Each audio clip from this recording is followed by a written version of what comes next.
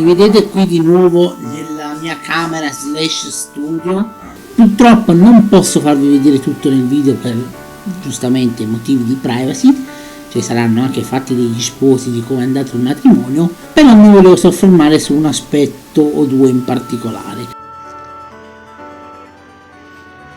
La primissima cosa che si nota, e l'avete visto anche da come è iniziato questo video, ovvero con una bella cinematica sul mare, è la bellezza di questa città.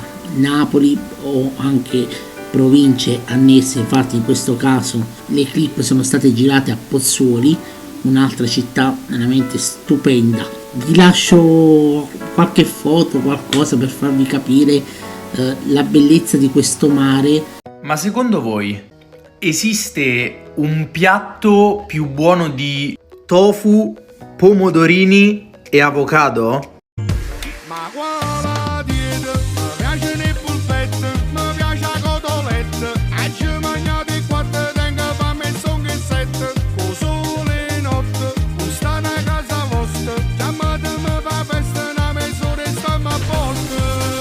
Prodino, portami una pizza, ti sì. Va bene. Ecco, avete capito, il secondo punto è sicuramente quello del cibo, ragazzi.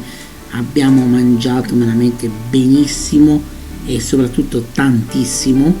Veramente il cibo è una cosa da ricordare di questo viaggio.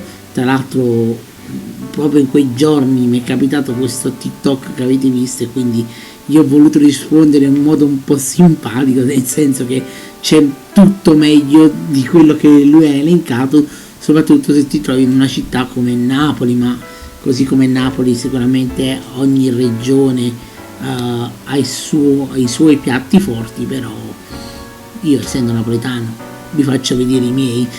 E poi vabbè, ovviamente appena arrivati il cornetto è stata la prima cosa che abbiamo fatto e vi lascio qui la fotografia del cornetto, sì, perché ragazzi si chiama cornetto non brioche, e non potete immaginare che soddisfazione entrare nel bar e dire mi dai un cornetto senza essere guardato male. Cari amici di Varese, quando capirete che quella non è la brioche ma è il cornetto, fatemi un fischio, mi raccomando.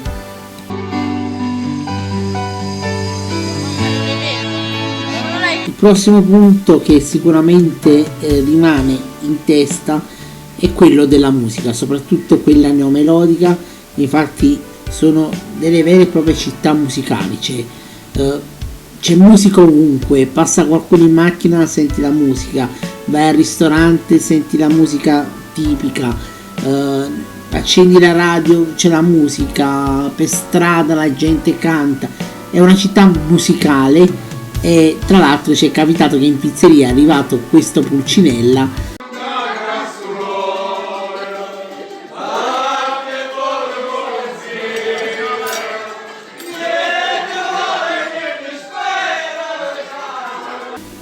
e ha tirato fuori il peggio di noi, si può dire, o meglio, in realtà è stata una bella situazione. Un po' meno bello è stato il modo in cui abbiamo cantato, non essendo cantanti, e fortunatamente però non ci hanno cacciato dalla pizzeria, anzi si sono messi a cantare con noi, quindi stima per i pizzaioli. E diciamo che questa è un po' questa esperienza vissuta giù per questo matrimonio napoletano. In realtà del matrimonio vi ho fatto vedere poco e nulla, però in realtà la cerimonia si è svolta abbastanza normalmente.